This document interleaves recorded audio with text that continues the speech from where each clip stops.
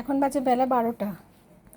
সব দিক সেরে আসলাম, চারদিক সেরে আসলাম। দেখো আমার বেডরুমে বিছানা তুলতে পারছি না।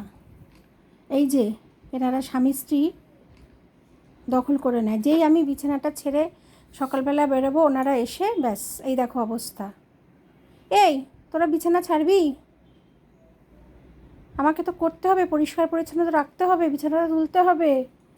কি উৎপাত, কি উৎপাত, বাপরে বাপ। পড়ি, আয় পড়ি, বসার কায়দা দেখো। আর মিনি মিনি তো একটা কাজ করে না, আমার ছেলের বউ কোনো কাজ করে না, সব আমাকে দিয়ে কাজ করায়। ওহ, কাকে বলছি, সে মজায় আছে। তার ছেলে পুলে সব ঘুমোচ্ছে এদিক ওদিক।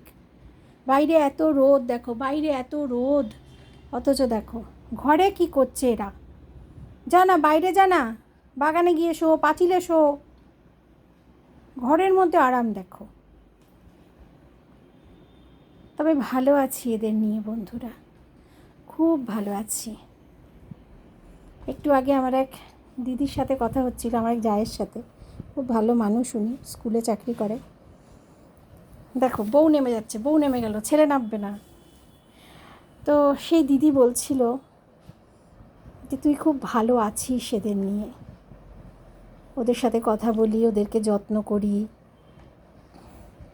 ওদের ওপর রাগ দেখাই, খুব ভালো আছি বন্ধুরা এদের নিয়ে।